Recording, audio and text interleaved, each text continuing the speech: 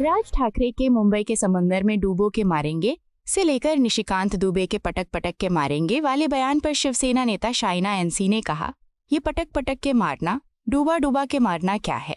इस मानसिकता से बाहर निकले और हमें महाराष्ट्र के लिए अपना विजन प्लान बताएं। आप महाराष्ट्र के लिए क्या करना चाहते हैं? गुंडागर्दी की ये राजनीति कहीं काम नहीं करती है। आज हमें ये समझना होगा कि हम एक विकसित महाराष्ट्र, विकसित भारत की ओर बढ़ रहे हैं। इस पर रचनात्मक बयान दें। यह मरना, पीटना, घुस के कानून को अपने हाथ में लेना किसी को शोभा नहीं देता।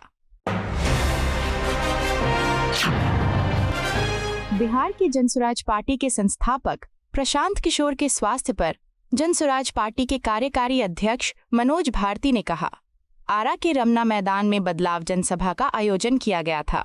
वहां रोड शो के दौरान भीड़ के कारण गाड़ी के दरवाजे और गाड़ी के बीच दब जाने से उन्हें पसलियों में दर्द महसूस हुआ। फिलहाल वे अपने घर पर आराम कर रही हैं। उन्हें रिकवरी में थोड़ा समय लगेगा। वे पूरी तरह से स्वस्थ हैं। उनको बस थोड़े आराम की जरूरत है।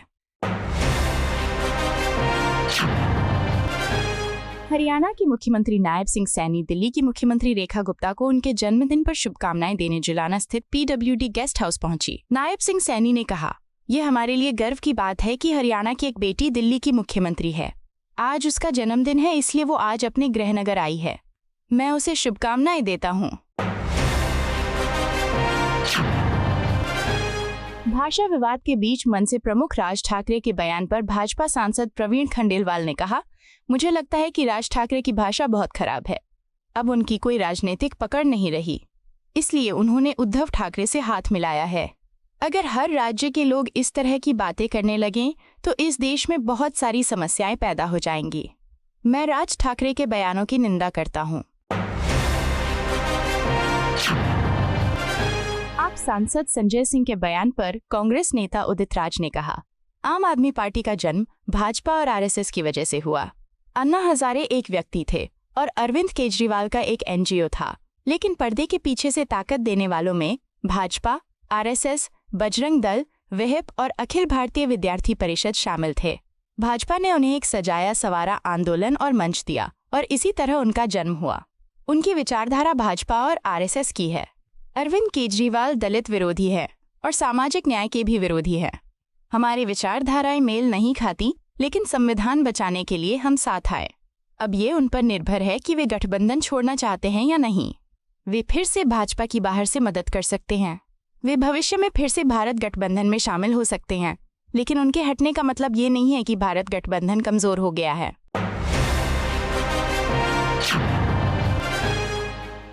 महाराष्ट्र विधानसभा में हुए घमासान पर शिवसेना नेता संजय राउत ने कहा, महाराष्ट्र में भाजपा पार्टी में सभी अपराधी हैं। वे अपनी सफाई के जरिए अपराधियों को बचा रहे हैं। ये मशीन है। आप उनके नेताओं की सूची देख सकते हैं। इससे उनकी हिम्मत बढ़ती है और इसीलिए विधानसभा में ऐसी घटना घटी। छत्तीसगढ़ के पूर्व मुख्यमंत्री भूपेश बघेल के बेटे, केंद्रीय मंत्री और RLD प्रमुख चिराग पासवान के खिलाफ ED की छापेमारी पर चिराग पासवान ने कहा, ये जांच का विषय है। अगर कोई विसंगति है तो सच्चाई सामने आ जाएगी। अगर उन्होंने कुछ गलत नहीं किया है तो उन्हें कोई समस्या नहीं होनी चाहिए। अगर कोई कार्रवाई हुई है तो उसमें कुछ तो बात होगी। राहुल गांधी पर असम के मुख्यमंत्री हिमंत बिस्वा शर्मा के बयान पर कांग्रेस नेता रिपुन बोरा ने कहा, हिमंत बिस्वा शर्मा असम में अशांति पैदा करने के लिए जिम्मेदार हैं, जबकि कांग्रेस हमेशा संविधान, धर्मनिरपेक्षता और शांति में विश्वास करती रही है। गोलपाड़ा में गोलीबारी हिमंत बिस्वा शर्मा के उकसावे का सीधा नतीजा है।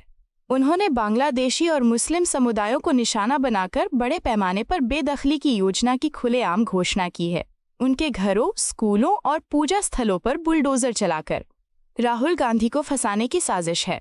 उनके खिलाफ मानहानि का मुकदमा राजनीति से प्रेरित है। उन्होंने RSS और भाजपा की आलोचना की और सिर्फ यही उनके खिलाफ कानूनी कार्रवाई को सही नहीं ठहरा सकता। एक दिन उनके खिलाफ सभी मामले खारिज। राहुल गांधी और गौरव गोगोई पर विदेशी तत्वों के होने के आरोपों के बारे में राहुल गांधी दुनिया के सबसे बड़े लोकतंत्र में विपक्ष के नेता कैसे हैं? वो समय आ रहा है जब असम की जनता डॉक्टर शर्मा के भ्रष्टाचार और कुकर्मों का जवाब देगी।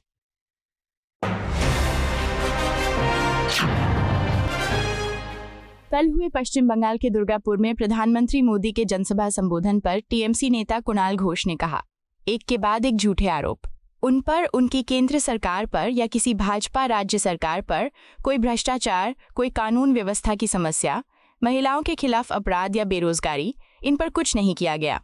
वो आगे कहते हैं, आरोप झूठे हैं। पूरा औद्योगिक क्षेत्र बंगाल में निवेश कर रहा है। शीर्ष उद्योगपति बंगाल में निवेश कर रहे हैं। रोजगार बढ़ रहा है। हमारा रोजगार राष्ट्रीय औसत से ऊपर है। वो कहते हैं, विभिन्न राज्यों में बंगाली भाषी भारतीयों को परेशान किया जा रहा है, इसलिए एक प्रतिदबाव है। पिछले 11 सालों में प्रधानमंत्री के कैबिनेट मंत्री के रूप में बंगाल का कोई नेता नहीं था। क्या हमें आज उन्हें बंगाल के बारे में बोलते हुए सुनना पड़ेगा? राज ठाकरे के मुंबई के समुंदर में डूबो के मारेंगे से लेकर निशिकांत दुबे के पटक पटक के मारेंगे वाले बयान पर बीजेपी विधायक सुधीर मुनगंटीवार ने कहा, कोई किसी को समुंदर में डूबो के मार नहीं सकता। इस देश में हम संविधान का सम्मान करते हैं। संविधान की रक्षा के लिए तुकाराम ओंबले जैसे शहीदों की कोई कमी नहीं है। अगर कोई किसी को डुबाने जाएगा तो कई पुलिस वाले होंगे जो डुबा देंगे, तुम्हें रोके। दिल्ली की मुख्यमंत्री रेखा गुप्ता ने कहा, हरियाणा मेरी जन्मभूमि है, दिल्ली मेरी कर्मभूमि है। आज का दिन मेरे लिए बहुत खास था, तो मुझे लगा कि मुझे यहाँ आकर अपनी मातृभूमि को नमन करना चाहिए। पूरे परिवार ने मुझे इतना स्नेह दिया है और आज यहाँ इतनी सारी योजनाओं का उद्घाटन है। मेरे गांव में सौगातों की बाढ़ आ गई है। इतनी सारी योजनाएं देकर मैं हरियाणा सरकार का हृदय से बहुत बहुत धन्यवाद करती हूँ। मैं हरियाणा के मुख्यमंत्री नायब सिंह सैनी का धन्यवाद करती हूँ, जो लगातार हरियाणा में इतना सुंदर काम कर रहे हैं और उन्होंने हमारे गांव के लिए जो किया है वो अपने आप में अभूतपूर्व है। आपको यह वीडियो पसंद आया हो तो इसे लाइक करें, हमारे चैनल को सब्सक्राइब करें।